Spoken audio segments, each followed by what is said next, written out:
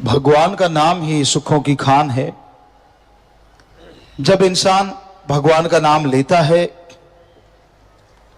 और लगातार लेता चला जाता है तो आने वाले पहाड़ जैसे कर्म कंकर में बदलते चले जाते हैं।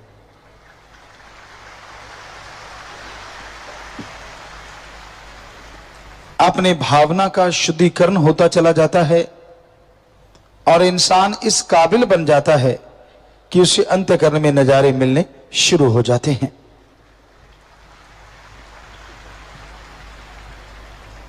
सुमरन करने के लिए कोई अलग से टाइम, अलग से समय की उतनी जरूरत नहीं जितना कि सुमरन करना जरूरत है।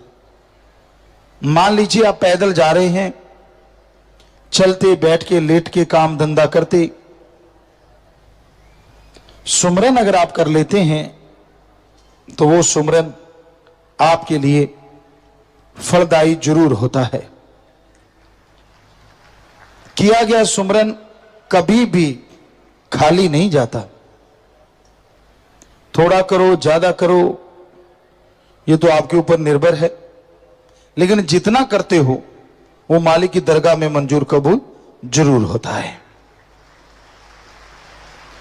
पर अहम और जरूरी यह होता है कि आप वचनों के पक्के रहें। जब तक वचनों पे पक्के नहीं रहते सुमरन बनता नहीं। मालिक तो दया के सागर, रहमत के दाता, वो तो रहमो करम करते ही रहते हैं और करते ही रहेंगे।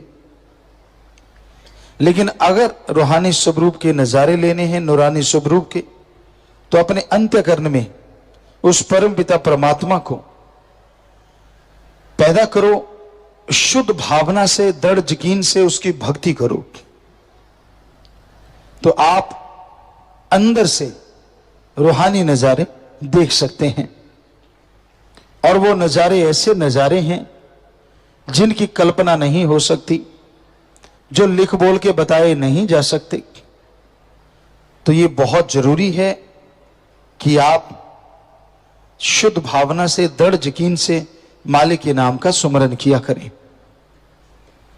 जितना समय आप सजने संवरने में लगाते हैं, काश उससे आधा समय भी अगर ओम हरि सतगुरु की भक्ति में लगा दो तो यहां भी खुशियां और आगे की खुशियों के नजारे नजर आने लगे।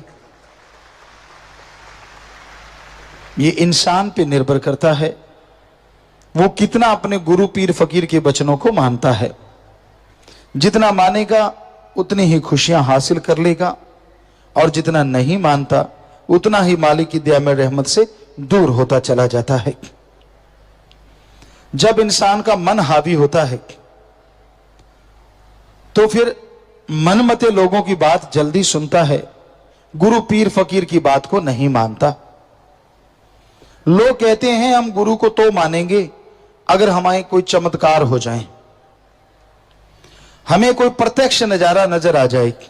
अब जरा सोचिए, गुरु पीर फकीर के आप वचनों को मानते नहीं और प्रत्यक्ष नजारा चाहते हैं, पर जो मनमते लोग झूठी बातें आपको कह देते हैं, झूठी अफवाह फैला देते हैं, क्या उसका कोई चमत्कार आपको मिलता है? आप झट से मान लेते हैं उनकी बात और मालिक से दूर होते चले जाते हैं। क्या चमत्कार हुआ आपको उनकी बातों से? क्या दिखा आपको जो आप राम से दूर, अल्लाह से दूर हो जाते हो? बड़ी हैरानी है आदमी की बुद्धि पे, विवेक पे, कि एक तरफ चाहता है कि मुझे भगवान दिखाएंगे तो गुरु पूरा, और एक तरफ कोई आदमी कोई झूठ कुफर बोल दे, झट से उसकी बातों पे यकीन कर लेता है। ये दोगला अंदाज ही कलयुग का एक गहना कहें या कलयुग का एक रीत कहें या काल का एक चक्कर कहें कि इंसान कोई मूर्ख है, कोई नशेड़ी है, उनकी बातों को जल्दी यकीन करके मानता है और संत गुरु पीर फकीर की बात को जल्दी से नहीं मानता। और जब मानता नहीं तो दुख दर्द परेशानियां तो फिर घेरेंगी घेरेंगी। मुश्किलें तो आएंगी, पर कब आएंगी, किस टाइम आएंगी, इसका कुछ पता नहीं। पर मानना चाहिए। वचनों को मानते हुए दृढ़ यकीन के साथ अगर आप आगे बढ़ते हैं तो यकीनन अंतःकरण की सफाई होती है और मालिक की दया में रहमत के लायक आप बनते चले जाते हैं। सेवा सुमरन पे कोई जोर नहीं लगता। सेवा करो, सुमरन करो, चलते बैठ के लेट के काम धंधा करते अगर आप दृढ़ यकीन के साथ अपने पीर फकीर के वचनों को मानते हुए आगे बढ़ते हैं तो अंदर बाहर किसी तरह की कोई कमी नहीं रहती। तो दृढ़ यकीन हो, वचनों के पक्के बनो, तो उस परम पिता परमात्मा के नजारे जरूर देख पाओगे। जब इंसान मन मते चलता है, मन के अनुसार ही करता है, मन जो कहे वो कार्य करे और संत वचनों पे तकरार करे या इनकार करे, बेपरवाह एक भजन, मन कहता है उस पे तकरार नहीं करता।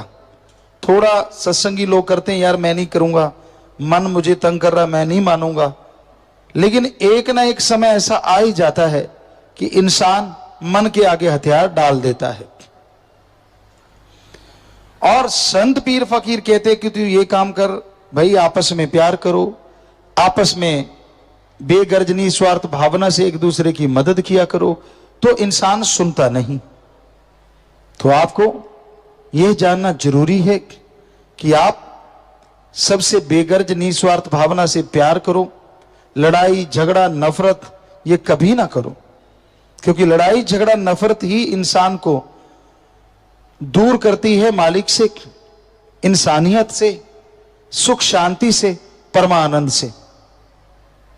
तो ये बहुत जरूरी है कि आप अपने अंतःकरण की सफाई करें और संत पीर फकीर जो कहते हैं उनके वचनों पे अमल करें, दृढ़ यकीन के साथ आगे बढ़ें, ताकि मालिक की तमाम खुशियों के हकदार आप बन सकें।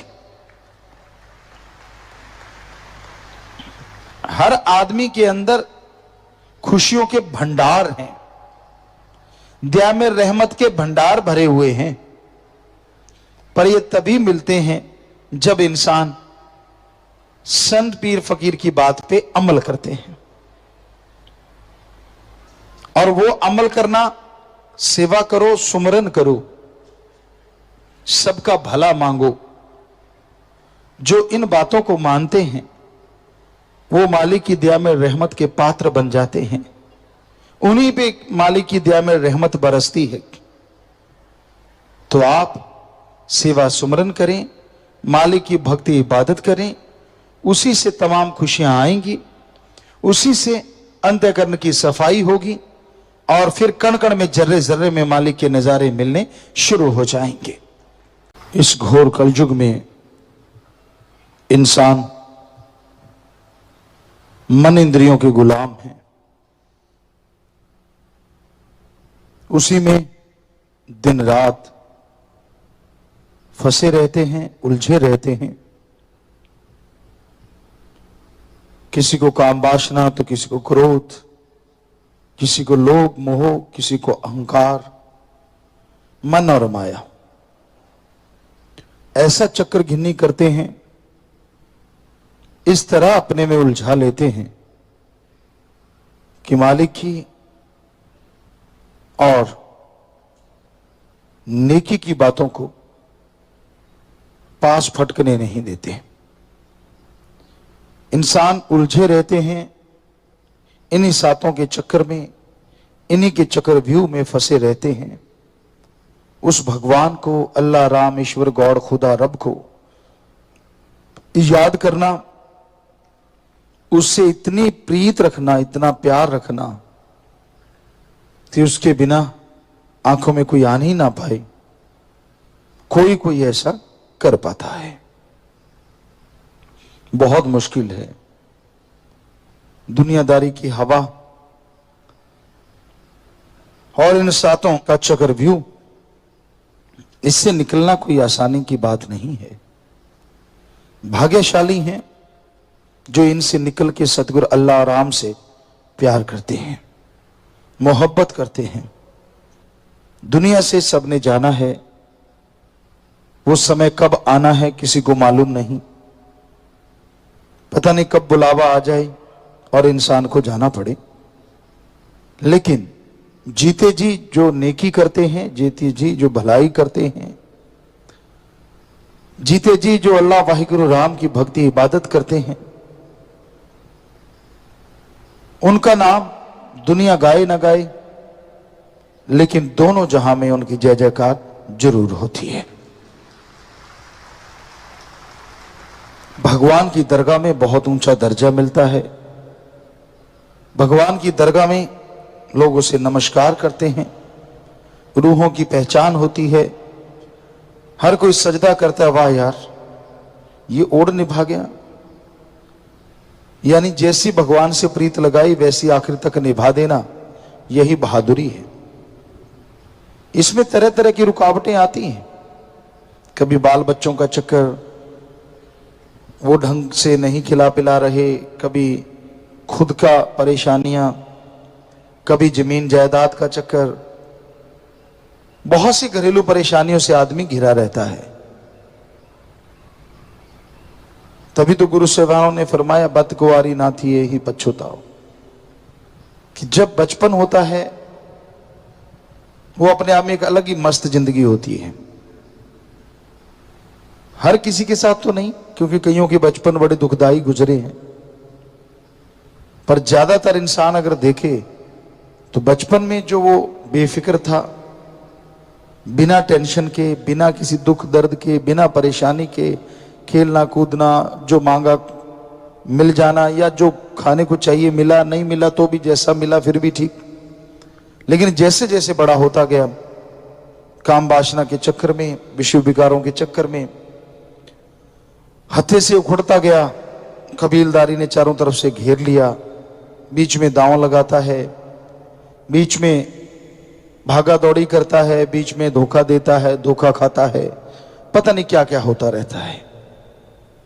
अपनी जिंदगी में अगर आप निगाह मार के देखेंगे तो आपको लगेगा एक जबरदस्त स्टोरी है, एक जबरदस्त कहानी है जो हर बंदे के साथ बीती है। किसी की सुखमय है तो किसी की दुखदाई है, लेकिन भाग्यशाली धन्य वो मां बाप जिनके बच्चों ने मालिक से प्रीत ओढ़ निभाई है।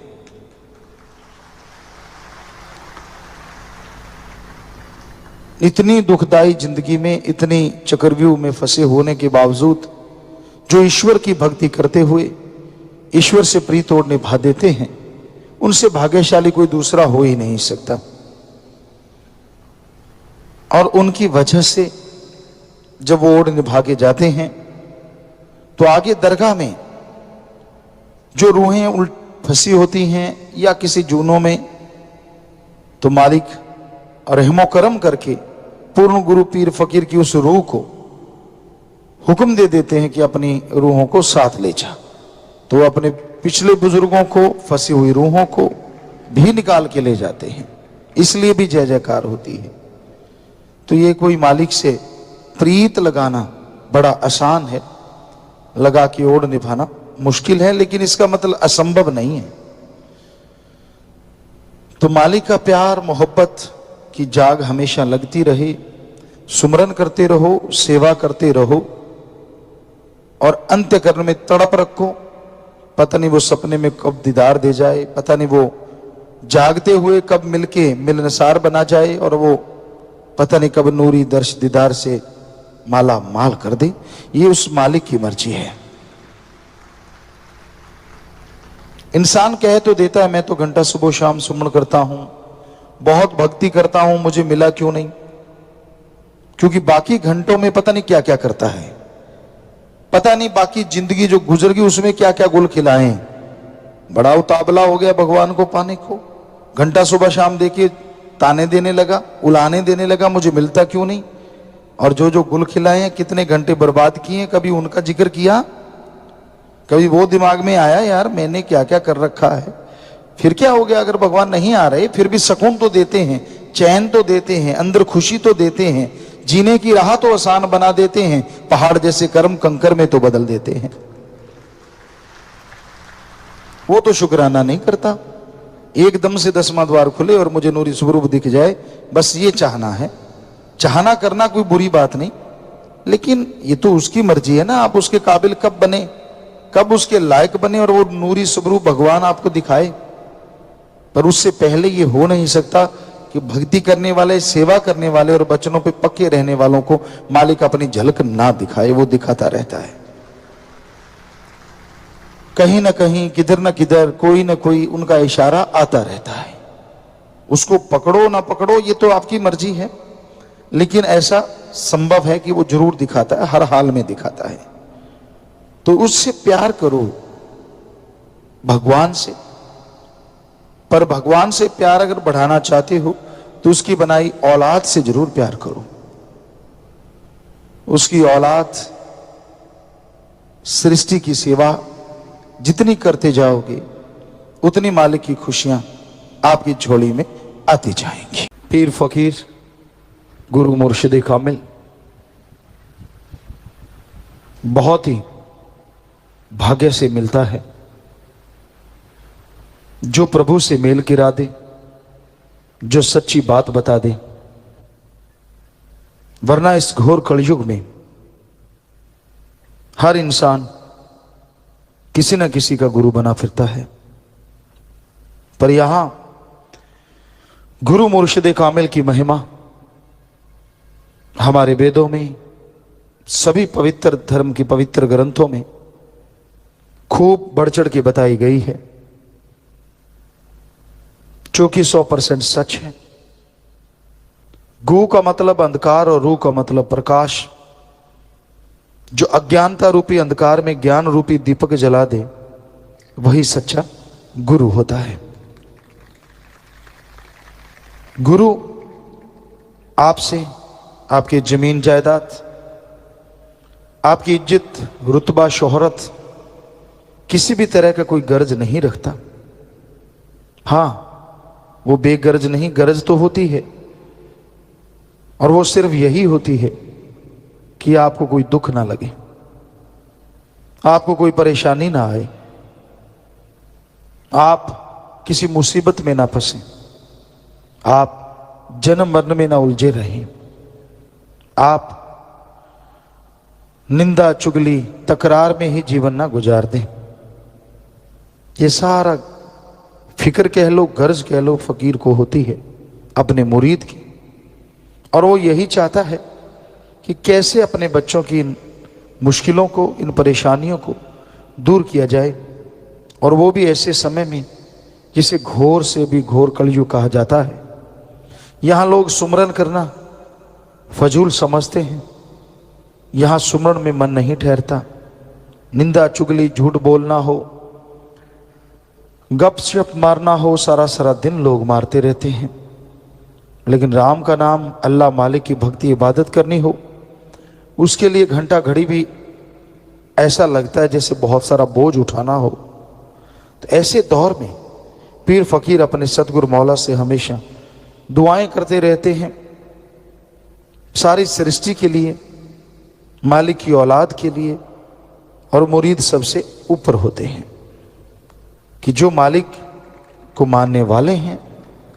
फकीर कहते हैं, मालिक पता नहीं कब से तेरे से बिछुड़े हैं, इनका दोष यही रहा कि इन्होंने आपका हुक्म नहीं माना, इनका दोष यही रहा कि इन्होंने आपको नहीं पहचाना, पर इसका फल भी इनको मिल चुका है। पता नहीं कितनी सदियां हो गई, कितने युग हो गए तड़फते हुए, भटकते हुए, काल की मार सहते हुए। हे दयाल, हे दया के सागर, अब ये तेरे से जुड़े हैं। हे राम, तेरी अब भक्ति करने लगे हैं ये लोग। ठीक है, कलयुगी जीव हैं, उतने वचन नहीं मान पाते, उतना सुमरण नहीं कर पाते, पर तुझे लाज है अपनी औलाद की, तुझे लाज है अपने बच्चों की, तुझे लाज है क्योंकि तू ही इनका रूप है और ये तेरा रूप है। इनको वापस ले जाने का सब तेरा ही जिम्मा है। सो हे परवरदिगार, इन्हें क्षमा कर, इनकी खताओं को माफ कर दे, और अपनी दया में रहमत से इनको माला माल कर दे। गुरु पीर फकीर डायरेक्ट इनडायरेक्ट मालिक से दुआ करते रहते हैं, और मालिक ऐसा होता नहीं कि सुने ना, पीर फकीर की बात को जरूर सुना करते हैं। तो गुरु का मकसद इस धरती पे आने का सिर्फ यही होता है कि कैसे वो अपने मालिक की औलाद को मालिक से जोड़ पाएगी, कैसे जन्म मरण की फाही से उनको मुक्ति दिला पाए। और वो दिन रात इसी कार्य में लगा रहता है। वो कहता है कि टेंशन मत लीजिए, टेंशन से कभी कोई काज नहीं संवरता। जितनी मर्जी टेंशन ले लो, जितना मर्जी रो धो, उससे काज संवरते नहीं बल्कि बिगड़ जाया करते हैं। एक ही तरीका है, सतगुरु पे दृढ़ यकीन रखो और सुमन सेवा करते हुए सब कुछ मालिक पे छोड़ दो। मालिक फल तू दे देना है, मैं नेक कर्म करूंगा, हक हलाल कड़ा परिश्रम करूंगा। हे प्रभु, हे ईश्वर, तेरी भक्ति करता रहूंगा। तू कृपा निधान है, जरूर कृपा करेगा। तू जाने तेरा काम, बस व्यवहार के सच्चे बनो, सेवा सुमन करते रहो, कभी किसी का दिल ना दुखाओ। बेपरवाह जी ने भजन की 4 लाइनें बनाई हैं जिसमें पूरी जिंदगी का सार है। इस जन्म में ये 2 काम करो, एक नाम जपो और प्रेम करो। किसी जीव का दिल ना दुखाना, कभी मौत याद रखो, मालिक से डरो। तो इसमें सारी जिंदगी का सार छुपा है कि भाई सुमरन करते रहो, मालिक की बनाई सृष्टि से बेगरज निस्वार्थ भावना से प्यार करो, कभी किसी का दिल ना दुखाओ। जो किसी को तड़फता देख के तड़फ जाते हैं वही इंसान, किसी को तड़फता देख के ठहाके लगाते हैं वो शैतान। तो ये खस्ता दिल का मतलब ये नहीं होता कि वो कोई कायर होते हैं या कोई डरपोक होते हैं। उनके अंदर एक भावना होती है इंसानियत की, और जब इंसानियत की भावना चरम सीमा पे पहुंचती है तो इन जैसा बहादुर त्रिलोकी में कोई नहीं होता। ये भी सच्चाई है। तो कहने का मतलब ये 2 कार्य अति जरूरी है, सुमरन करो और मालिक की सृष्टि से निस्वार्थ बेगरज मोहब्बत करो। दृढ़ यकीन के साथ मालिक के रास्ते पे चलते रहो और मालिक से हमेशा डर रखो, ताकि बुरे कर्म करने लगो तो ये याद रहे कि वो देख रहा है। क्योंकि इंसान जब सत्संग में आता है तो उसका बुद्धि विवेक कुछ और होता है। जब एकांत में अकेला होता है तब मन गुरु होता है और इंसान चेला होता है। तब मन की ही बातें चलती हैं, मन सिखाता है, मन समझाता है, मन रास्ता दिखाता है। लेकिन जो सुमन करते हैं, जिनको दृढ़ यकीन है, कितना भी मन गुरु बना रहे उसकी दाढ़ गलने नहीं देते। बातें आ गई, ख्याल आ गए, लेकिन उस पर चलते नहीं, तो वो भी मालिक के प्यारे होते हैं, वो भी दृढ़ यकीन वाले होते हैं। वरना मन बड़े बड़ों को पानी पिला देता है। इसलिए सत्संग सुनना, सेवा करना और सुमरन करना अति जरूरी है, ताकि सत्संग में सुन के जाओ, दिलो दिमाग में बसाओ और फिर मन से लड़ने के लिए आपके काम आए। एक मां बाप अपने बच्चे का बुरा नहीं सोचता, क्योंकि पहले वो पैदा करेगा और फिर बुरा सोचेगा। समझ नहीं आती ऐसा क्यों होगा। कलयुग में हो सकता है ऐसा होता हो कहीं ना कहीं, क्योंकि कलयुग में हर चीज संभव है, लेकिन सभी ऐसे नहीं होते। मां बाप के लिए बच्चा कितना भी बड़ा हो जाए, उसके बच्चे के भी बच्चे हो जाएं, पर वो रहता बच्चे का बच्चा ही है। मां बाप को बिल्कुल दुदकार दे, बुलाए ना, ध्यान ना दे, फिर भी रहता बच्चे का बच्चा ही है। जरा सोचिए, जो आप बच्चे वाले यहां बैठे हैं, जिसके बेटे हैं बेटियां हैं, जरा सोच के देखिए, अगर मां बाप का दिल इतना बड़ा हो सकता है तो गुरु पीर फकीर तो दोनों जहान का मां बाप होता है। अपने दिल पे हाथ रख के देखिए तो सही कि अगर आप अपने बच्चे का बुरा नहीं सोच सकते, आप कितनी देर नहीं सोच सकते, जितनी देर इस धरती पे हो फिर तो चले जाना है। पर गुरु पीर फकीर तो यहां भी और वहां भी, दोनों जगह ध्यान रखने वाला है। वो बुरा सोचना तो दूर, कभी कल्पना में नहीं लाता। आदमी की जैसी सोच होती है वैसा सामने वाले को तोलता रहता, उसी तराजू पे वैसा ही उसकी समझ में आता रहता है। नहीं अब ये होगा, नहीं अब वो सोच रहे, अब नहीं ये। जैसी खुद की सोच बदलती है, जैसी करबट मन दिलाता रहता है, वैसा उसको लगता है कि पीर फकीर नहीं, ऐसा नहीं होता। गुरु पीर फकीर कभी किसी का बुरा नहीं सोचते। उन्हें कोई गालियां दे ले, बुरा कह ले, गलत बोल ले, उसकी मर्जी, वो मर्जी का मालिक है। लेकिन संत पीर फकीर का हाथ जब भी उठता है तो दुआ के लिए उठता है, भले के लिए उठता है, अच्छे कर्म करवाने के लिए उठता है। कभी वो बुरा किसी का सोचते ही नहीं। तो ऐसे गुरु पीर फकीर शास्त्र नाम शाह मस्तान दाता रहबर मालिक स्वरूप जो हमें मिले और आप दृढ़ यकीन रखें तो यकीनन इस जहान तो क्या, अगले जहान के काज संवरते आपको नजर आने लगेंगे। तो दृढ़ यकीन अति जरूरी है इस कलयुग में। इंसान इंसान है, आपको कुछ भी बोल सकता है, कुछ भी कह सकता है, गलत बोल सकता है, बुरा बोल सकता है। इंसान अपनी बुद्धि के मुताबिक कुछ भी कह सकता है। हमने तो कभी नहीं कहा कि आप किसी भी इंसान को ऊंचा दर्जा दो। मस्ताना शाह दाता रहबर ने कभी नहीं कहा, परम पिता शास्त्राम जी दाता ने कभी नहीं कहा। क्यों? इंसान सिर्फ इंसान है। आपको लगता है यार ये तो बिल्कुल नजदीक होगा, ये तो ऐसे है, ये वैसे है, ये तो वहां खड़ता है, ये तो वहां सेवा करता है, ये तो वो है। तो आपकी मर्जी, वो आप ही उनकी इमेज बना लेते हो, आप ही उनको रुतबा दे देते हो और बाद में जब आपसे ठगी हो जाती है फिर चिल्लाते रहते हो। फकीर तो नहीं कहते कि आप ऐसा रुतबा दो, फकीर तो नहीं कहते कि आप उनके लिए दिलो दिमाग में कोई ऐसा अलग से फोटो बना लो। सब मालिक की औलाद है ना, सबको एक जैसा समझो। कोई भक्ति कर रहा है तो उसके कर्म, अगर कोई बुरे कर्म कर रहा है तो उसको सुधारने के लिए दुआ करते रहो बस। पर उसको आप जब ज्यादा रुतबा दे देते हैं, है तो 5 तत्व का पुतला, हार्ड मास का बना हुआ पुतला, वही सब कुछ है, कोई फर्क नहीं।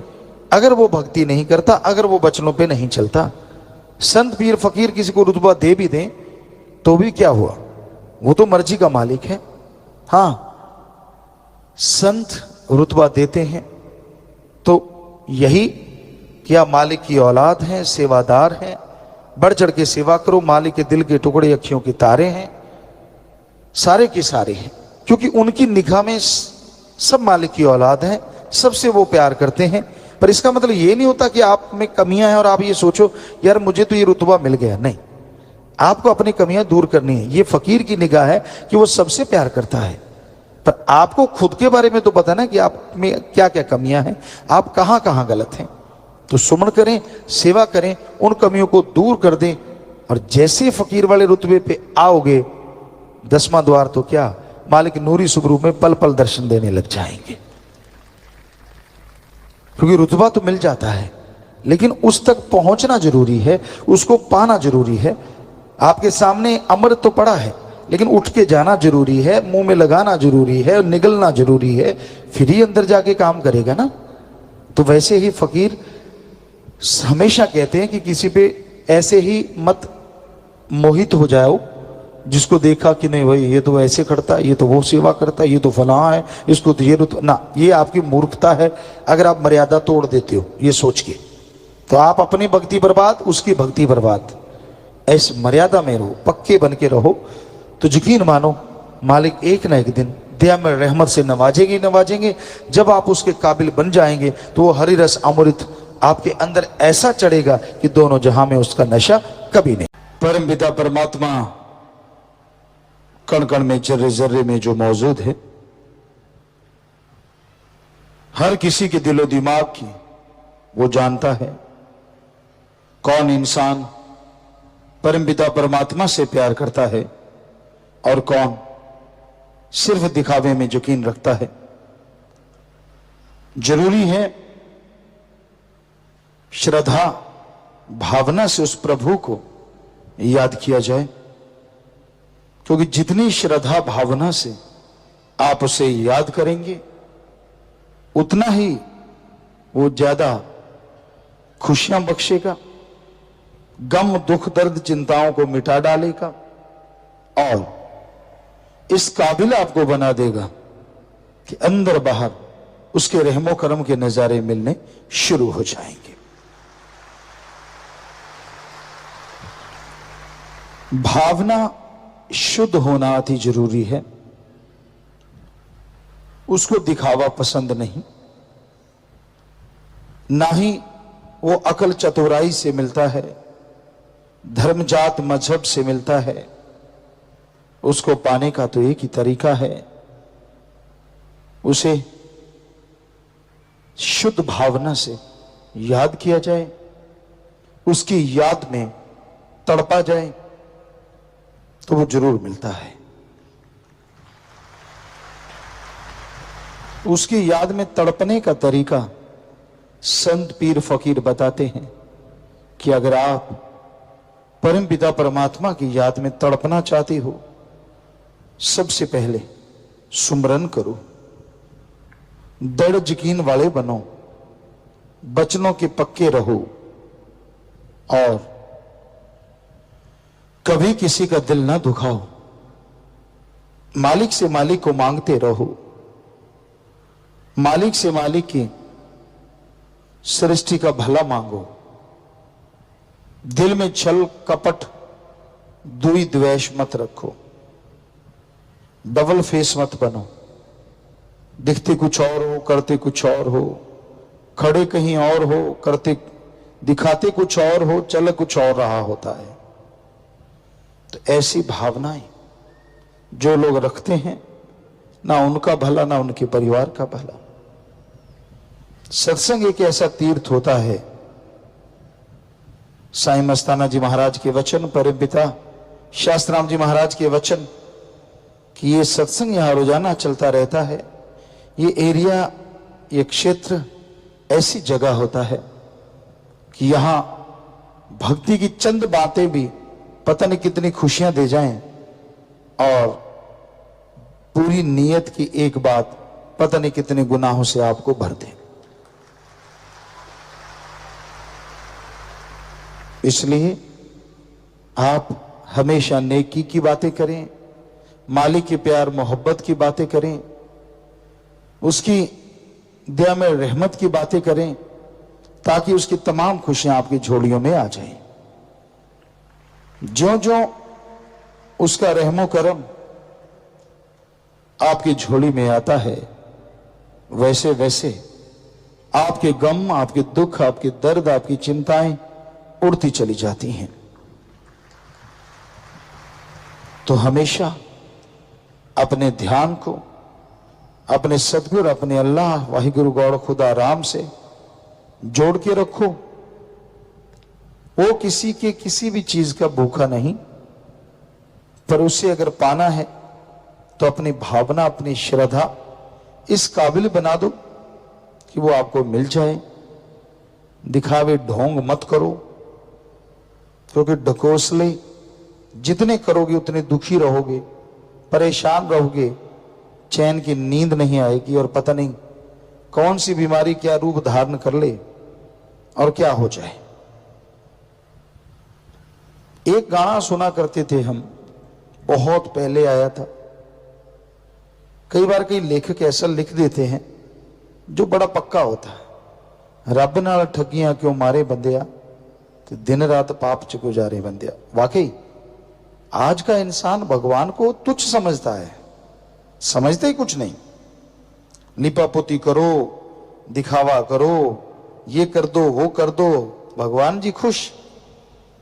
ये नहीं पता तेरे जैसे लाखों अरबों खोपड़े उसने बनाए, और तू अपनी इस छोटी सी खोपड़ी से उसको छलने चला है। अपने आप को छल रहा है तू।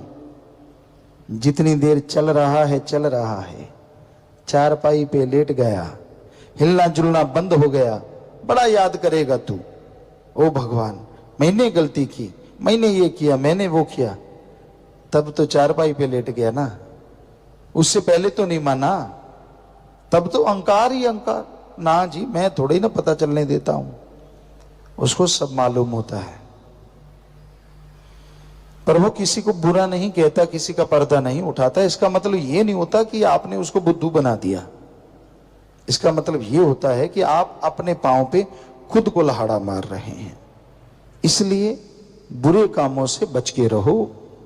कुछ नहीं पड़ा इन चीजों में, सारी दुनिया खप खप के मर गई।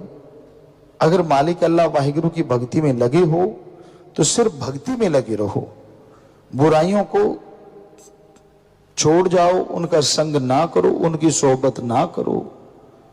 अल्लाह वाहिगुरु राम की भक्ति इबादत करो। एक कहावत होती है, कई लोग उस परमपिता परमात्मा जो कि दाता है उसी की निंदा करते रहते हैं। कहीं सिर जोड़ के बैठ गए, सारा सारा दिन, सारा सारा टाइम, भूल जाते हैं अपनी औकात, भूल जाते हैं अपना सब कुछ। क्या था तेरे पास, किसने दिया, किसने पहुंचाया, सब भूल जाते हैं। पर ऐसे इंसान ज्यादा समय सुखी नहीं रह पाते, क्योंकि वो उस अल्लाह राम की निंदा कर करके, भगवान की कर करके अपनी बेड़ी में बट्टे डालते जाते और एक दिन बेड़ी भर के डूब जाती है, फिर कुड़लाते रहते हैं, चिल्लाते रहते हैं। तो ऐसे कर्म करने वालों के लिए दाता रहबर ने भजन बनाया, कर्म करो खोटे पड़ेंगे बड़े सोटे, किसी पूछनी नहीं बात रे, कि मान जाइए मत कीजिए ऐसे कर्म, वरना उसकी बेआवाज लाठी पड़ेगी और आवाज ही आवाज रह जाएगी। तो संतों का काम समझाना होता है, बताना होता है। चतर चालाकी संतों से, फकीरों से करते हो, डबल फेसेस, ट्रिपल फेस, कितना कहें, कितने फेस होते हैं लोगों के, दिखते कुछ और, दिखाते कुछ और, कहते कुछ और, सोचते कुछ और, करते कुछ और। गिरगिट भी शर्मा के गायब हो गया। आज की दुनिया में लोग इतने ज्यादा चालबाज, पल पल में रंग बदलने वाले बन गए। ठीक है, आपकी मर्जी है, हमारा तो बताना फर्ज है। सुधर जाओगे तो जो जिंदगी रह रही है उसमें खुशियां पालोगे, नहीं सुधरोगे तो नरक यहां भी तैयार और आगे भी तैयार है। कई कह देते हैं कि जिसने गुरुमंत्र ले लिया साईं मस्ताना जी महाराज के वचन, एक पैर यहां वहां, दो पैर में जगह है, एक यहां है तो एक वहां है, काफी दूरी तय करनी है दूसरे पैर तक जाने के लिए। अगर भक्ति करते हो, वचनों के पक्के हो, तो वाकई कोई दूरी नहीं, एक पैर यहां रखा और दूसरा वहां पहुंचोगे सीधा सचखंड। और अगर करते रहे छल कपट, यहां तो चलो कोई बात नहीं, पर्दा है, रूहानी मंडलों पे आपको उल्टा लटकाया जाएगा। कई सोचते हैं जिसने नाम लिया क्या उसको भी? जी हां, जो वचनों के परखच्चे उड़ाते हैं बल्कि वो तो ज्यादा गुनाहगार हो जाते हैं। एक होता है अनजाने में पाप कर्म करता है, एक अच्छी तरह पढ़ा लिखा जानबूझ के यानी भक्ति करता है, पता है सेवा सुमन सत्संग का, फिर भी गलतियां करता है, फिर भी गुनाह करता है। तो बाकी रूहें पास से जाएंगी, जिनसे आज शर्म कर रहे हो, जिनसे सोचती हो कि मैं छुपा लेता हूं, वो रूहें पास से गुजरेंगी और आप लटके हुए होंगे। कहेंगे अच्छा इसने वो गुल खिला रखे हैं। स्क्रीन की तरह आपकी सारी चीजें वहां डायरेक्ट चल रही होंगी, रूहें खड़के भी देख सकेंगे कि इसके ये गुनाह है। फिर कैसे छुपाओगे बताइए? यहां तो चलो कमरे के अंदर चालाकी से माइंड का यूज करके आप कुछ ना कुछ करते ही रहते हैं, चालबाज बनते हैं। कमरे के अंदर जाके हंसदे ने खिलखिले जेड़े रोवण गए यार कल जमाने लेखा लेना फड़के तलवार कल। हंसी आती है ना फकीरों के बचनों पे, ऐसा टाइम आ जाएगा रोना भूल जाओगे, हंसना तो दूर की बातें हैं, हंसना तो क्या। हमारा काम तो बताना है। अच्छा है सत्संग ध्यान से सुन के अपने कर्मों को बदल लो, नहीं बदलते तो यहीं भी वो तमाशा बन सकता है। हमारा काम है आगाह करना, सावधान करना। आगे कोई माने ना माने उसकी मर्जी है, हर कोई मर्जी का मालिक है। यह कलयुग का समय और इसमें राम नाम में बैठना बहुत ही मुश्किल है। सतयुग ऐसा समय होता था, लोग सैकड़ों साल मालिक की याद में बैठे रहते थे, लगे रहते। लेकिन इस कलयुग में थोड़ा सा समय भी राम नाम में लगाना पड़ जाए तो इंसान को यूं लगता है जैसे उसने काफी बोझ उठा रखा हो। चुगली करनी हो, निंदा करनी हो, किसी की बुराइयां गानी हो, धड़ल्ले से लोग गाते हैं, और आजकल तो ये बात फेमस ही हो गई है, गपशप मारते आओ बैठते, शरेआम कह के गप मारते, शरेआम समय को बर्बाद करते हैं और उस समय का कोई फायदा नहीं होता, ना तो गुजरती जिंदगी में और ना ही आत्मिक कोई असर होता है। इंसान को टेंशन है, परेशानी है, नेगेटिविटी है, हमेशा गलत सोच, बुरी सोच इंसान के अंदर चलती रहती है। और इसलिए लोग कहते हैं चलो गपशप मारते हैं कि शायद ऐसा करने से टेंशन फ्री हो जाए, ऐसा करने से जो बोझ है वो कम हो जाए। जी नहीं, ऐसा करने से बोझ और बढ़ता है। ये टेंशन, ये परेशानियां, ये समस्याएं अगर जड़ से खत्म करना चाहते हो तो थोड़ा समय राम नाम में दो। इस कलयुग में अगर आप वो सतयुग जो सैकड़ों साल भक्ति इबादत के बाद प्राप्त होता था, आप कलयुग में प्राप्त करना चाहते हैं तो आप करके देखो, घंटा सुबह घंटा शाम, सिर्फ 2 घंटे 24 घंटे में से या राम नाम में लगा के देखो, यकीनन जो सैकड़ों सालों से मिलता था कुछ महीनों में आप हासिल कर सकते हैं। क्योंकि यहां 1 घंटा उसकी याद में बैठना, एवरेस्ट पे चढ़ना है, पहाड़ की चोटी पे हाथ लगा के आना। साईं मस्ताना जी महाराज की बात आपको सुनाया करते हैं। किसी मजदूर को उन्होंने बोला था, वो मजदूर जो खाद उठा रहा था, गोबर की रूढ़ी उठा रहा था, कूड़ा करकट उठा रहा था, पसीने से लथपथ था, गंदगी से भरा हुआ था। तो साईं जी ने कहा, आ भाई तुझे नहलाते हैं, बढ़िया धोती कुर्ता तुझे देते हैं। कितनी तनख्वाह लेता है? कहता जी 1 रुपया। कहते तुझे 2 रुपए देते हैं। तो वो मजदूर बड़ा खुश हुआ, नहलाएंगे, नए कुर्ता धोती मिलेगा। करना क्या है जी? कुछ नहीं, पालथी मार के बैठना है। कहते लो बाबा तो भोला ही है, इतनी मेहनत का 1 रुपया और पालथी मार के बैठने 2 रुपए। आ गया जी नहा धो के, कपड़े पहन के बढ़िया। और साईं जी कहने लगे ठीक है भाई, मार पालथी, बैठ जा और राम का नाम जपता रहे। सारा दिन जपना है, शाम को 2 रुपए ले लेना। 10 मिनट जाप किया, 15 किया, आधा घंटा, घंटा गुजरा। बड़ी मुश्किल से घंटे 2 घंटे लगाए। थोड़ी देर बाद क्या देखते हैं, वही गंदे कपड़े पहन के, हाथ में नए कुर्ता धोती लेके साईं जी के पास आ गया। बाबा ये लो आपका कुर्ता धोती। क्या हुआ भाई? मेरे से सुमरण नहीं होता, मैं गंदगी उठा लूंगा, 1 रुपया मंजूर है, पर सारा दिन भक्ति करके 2 रुपए लेने मेरे से नहीं होता। तो ये सच आप करके देख लो, पता चल जाएगा। भाई बहनों, चुगली निंदा छोड़ के आप घंटा राम नाम में लगा के देख लो, मुंह फाड़ फाड़ के जमाइयां ना आने लग जाए। तो राम नाम चीज ही ऐसी है, अलूणी सिल है, मसाला तो है नहीं। या तो सत्संग में देख लीजिए आप, एक दूसरे को निगाह रखिए, जमाई शुरू हो जाती है। जब सच्ची बात बोलने लगते हैं तो आवासियां लेनी शुरू कर दोगे, खाज खुजली होने लग जाती है जहां पहले कभी हुई ही नहीं। एक दूसरे बंदे अच्छे लगने लग जाते हैं, यार वो अच्छा, वो कौन, वो कौन। मतलब जी चुराते हो कि यार राम नाम कान में ना घुस जाए। ये है कलयुग। तो अजमाई बात है, हम देखते रहते साथ संगत में लाखों हजारों में बैठे होते हैं, अभी सत्संग शुरू हुआ नहीं कि जमाई शुरू, मुंह फाड़ फाड़ के। फिर उनको लगता है पिता ने हमें थोड़े देखा है, गुरुजी तो लगे हुए हैं सत्संग में, अपने लगे रहो। कोई बाल सेट कर रहा होता है, कोई खाज कर रहा होता है। क्यों भाई, फोटो खिंचवानी है क्या? अभी तो राम नाम चल रहा है, सुन लो ध्यान से, फिर पोज मारते रहना बाद में।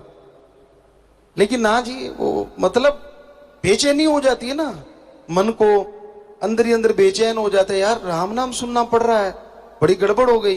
तो अंदर बैठा मन चिल्लाता है, हालांकि आत्मा की जीत रहती है सत्संग में। राम के नाम जहाँ लिए जाता है या जहाँ चलता है वहां हमेशा आत्मा जीतती है, उस टाइम में, उस दायरे में। लेकिन कहीं ना कहीं मन भी दांव चलाता रहता है बीच बीच में। तो ये आप आजमा के देख लेना, आसपास देख लेना, ऐसा जरूर होता है। पहले बिल्कुल नहीं होता। आप गप मारो, निंदा चुगली करो, मतलब नहीं, जंभाई आ जाए, आवासी आ जाए, ले तेरे की दे तेरे की, एक दूसरे को उकसा उकसा के सुनते रहते। खुद की कोई मान बढ़ाई करने लग जाए, ओहो हो, फिर तो कहना ही क्या। आपको कोई बिना वजह, बिना मतलब मान बढ़ाई करे, जैसे कहते हैं तो आप घर में नहीं चलती, लोग सरपंच कह दें, बात ही अलग हो जाती। आदमी के पांव थोड़े थोड़े उठने लग जाते हैं, पंजे के बल चलने लग जाते हैं, यार मैं सरपंच, हालांकि कभी सोचा भी नहीं होता, पर सामने वाले ने बढ़ाई दे दी, चौधरी साहब क्या हाल है, और सरदार जी मूंछों पे हाथ जाता, अच्छा मैं वो। मतलब मान बढ़ाई का इंसान भूखा है। और सच्ची बात ऐसे लगती है किसी ने घण मार दिया हो। सच तो यही है कि इस कलयुग में आप राम नाम लेने से कन्नी कतराते रहते हो। समय बर्बाद करने के लिए आप कोई ना कोई बहाना ढूंढते रहते हो। चलो गपशप मारते हैं, चुगली निंदा करते हैं, हथाई करते हैं, यार दोस्त मित्र सहेलियां आ गई तो बारे न्यारे हो जाते हैं, बातें और चलती हैं, बातें कुछ और होती हैं। आजकल पढ़े लिखे पार्टियां शुरू कर दी हैं, किट्टी पार्टी, पिट्टी पार्टी, पता नहीं कौन कौन सी, बहुत सारी चीजें हैं। मतलब वही होता है कि टाइम की बर्बादी। क्या आप ऐसी भी कोई पार्टी करते हैं, चलो आज सुमन करते हैं बैठ के, हफ्ते में एक दिन करते होंगे कुछ सत्संगी, लेकिन सारे नहीं। अभी तो टाइम निकाल लिया करो भाई बहनों कि हाँ भाई चलो आज खाली होके आप इकट्ठे बैठ के राम का नाम जपेंगे। ना जी ना, इकट्ठे बैठ के और वो भी राम का नाम, ये दो अजूबा हो जाएगा अगर ऐसा होने लगे। पर होता है। शास्त्र नाम शाह मस्तान जी की जिन पे रहमो करम होती है, सतगुरु सच्चे मौला का जिन पे कृपा दृष्टि होती है, वो ऐसा भी होता है और हो रहा है। सिमरण हाल बना है, उसमें लोग सुमरण करते हैं, सारे इकट्ठे बैठ के तो करते, तो ये हकीकत है। पर आम घरों में, दुनियादारी में या तो माया की बातें चलती हैं, धंधा कैसा है, बिजनेस कैसा है, काम धंधा कैसे करें, क्या क्या करें। बहनों को आपस में लगी रहती है, सास अच्छी नहीं, बहू अच्छी नहीं, बस यहीं तक जिंदगी सिमट के रह गई। राम तो बहुत दूर रह गया। सारा दिन अंदर ही अंदर जलते रहते हैं, मेरी सास ऐसी, मेरी सास ने ये किया, मेरी बहू ने वो किया, मेरी ने प्लान। फिर उनको कोई मीडिया मिल जाए, सुनने वाला मिल जाए, फिर सुनाती हैं वो, पूछिए मत। हालांकि अंडरस्टैंडिंग है। आपकी बेटी जो होती है, जब आपको लड़ती है, आप कभी भी नहीं कहते कि बेटी लड़ी। क्या बताते हो दुनिया को कि आज मेरे से मेरी बेटी लड़ी? नहीं। और बहू 100 से 1% भी बोल दे तो सब जगह गुनगुनाते फिरते हो कि मेरे को ये बोला। क्यों भाई, वो भी तो बेटी है। और बेटियां पता नहीं क्यों ऐसा करती हैं, बहू को जरा सा सासू ने कुछ कह दिया, सब जगह शोर मचाती है। क्या मां नहीं लड़ती थी, क्या मां नहीं डांटती थी? तो अगर सासू ने डांट दिया, वो भी तो मां है। क्यों नहीं सोचते आप ये चीजें? पर वो आपके दिल में ज्यादा लगती है क्योंकि वो आपका खून नहीं है। तो यही गलत है। हमारे जिन्होंने रिश्ते बनाए थे संत पीर फकीरों ने, उसमें यह साफ समझाया था कि एक दूसरे की सत्कार करना सीखो, इज्जत करना सीखो, तो आपको इज्जत जरूर मिलेगी। पर यह भी है कि जो उम्र के पक्के होते हैं, कई उनकी आदतें होती हैं जो बचपन से लेके पक जाती हैं, पर छोटी उम्र वाला जो होता है उसकी आदत अभी ताजी ताजी होती है। तो उसको चाहिए कि थोड़ा सा वो उस तरह से ढल जाए, और बड़ों को तो ढलना ही चाहिए। तो ये राम नाम से ही पता चलता है। दुनिया में ऐसा कुछ नहीं होता। लोग तो लड़ना सिखाते हैं। गांव में आम कहावत होती थी कि ये दाल लेने नहीं आई, ये झगड़ा करवाने आई है। एक दूसरे के घर सब्जी लेने जाते हैं, गांव में आम बात है। सब्जी की कटोरी हाथ में होती है, 15 चुगलियां करके फिर चले जाते हैं। अब वो सब्जी में भी मसाला डाल के ले गई, क्योंकि जो जैसा वो भी मन वैसा खाइए। जैसा अन्न है वैसा मन होता है, और जैसा मन है वैसा अन्न हो जाता है। क्या आपने उस टाइम में वो जो चीजें की हैं, वो असर तो लाजमी होगा। तो आप राम नाम के लिए भी समय निकाला करो। और काम धंधा करते रहते हो, कभी ये सोचा करो कि हां आधा घंटा सुबह आधा घंटा शाम को मैंने सुमरण करना है, मैंने भक्ति करनी, कम से कम चलो 15 मिनट सुबह शाम, बाकी काम के लिए जिंदगी पड़ी है। लेकिन ना जी, 15 मिनट निकालने ऐसा लगता है, निकाल के भी ये कहता है ले भगवान मैंने निकाल दिए, कल को लाना मत देना। है ना हैरानी की बात। अरे तू अपने लिए निकाल रहा है, तेरा फायदा होने वाला है, ये एहसान किस पे जता रहा है? भगवान जी का इसमें क्या फायदा होगा? वो तो तेरा फायदा करेंगे, तूने भक्ति की है। और काम धंधा करके कोई एहसान नहीं जताते, लेकिन भक्ति में जरूर होता है। तो भक्ति बिना ऐसा कुछ सोचे करनी चाहिए। ये नहीं कि मैं 1 महीना करूंगा मेरा 10वां द्वार खुल जाना चाहिए, ये गेट थोड़े ही जाके कुंडा खोल लोगे। अब एकाग्रता क्या पता कितनी देर में आएगी आपके अंदर, कईयों की तो कई साल नहीं आती एकाग्रता, लगे रहते हैं। अब सुमन चल रहा है, अंदर बाकी साजो सामान चल रहा है, चुगली चल रही है, फला जगह क्या हो रहा होगा, मेरे खेत में क्या चल रहा है, मेरी दुकान पे क्या है, अंदर सिमरण चल रहा है। ये कोई सिमरन है? जब सुमरण करने लगो तब अगर 10 मिनट भी करते हो, सिर्फ और सिर्फ भगवान को याद करो, चाहे 10 मिनट ही करो, लेकिन उस टाइम में दूसरा ख्याल ना आए, तो वो भक्ति घंटों की भक्ति से हजारों गुना अच्छी है, वो 10 मिनट की भक्ति। तो भक्ति के समय सिर्फ और सिर्फ भक्ति किया करो, बाकी बातें नहीं होनी चाहिए। मालिक से प्रार्थना किया करो, हे प्रभु, हे राम, हे सतगुरु मौला, मेरा ध्यान आपकी याद में जुड़े, मुझे इतनी शक्ति देना कि मैं आपकी भक्ति करके दया में रहमत हासिल कर सकूं। और कितना आसान तरीका दिया हमें साईं मस्ताना जी दाता रहबर ने, शास्त्र नाम शाह मस्तान जी ने। ये सच्चा सौदा बनाया, उसी का ये महीना चल रहा है, इसी महीने में इसकी नींव रखी गई और इसको बनाया गया, जो आज करोड़ों लोगों को रास्ता दिखा रहा है। ये उन्हीं का रहमो करम है। उन्होंने रहमो करम किया, ये रास्ता बनाया, तो आज कितने लोग सुखी हैं, कितनी बुराइयां छोड़ के राम नाम में लगे हुए हैं और घर स्वर्ग जन्नत जैसे बने हुए हैं। तो सतगुरु मौला को अगर आप तोहफा देना चाहो, उसके वचन सुनो, वचन सुन के अमल किया करो। यकीनन ये वो तोहफा है जो आपकी जिंदगी संवार देगा और आपको मालिक के नजदीक ला खड़ा करेगा।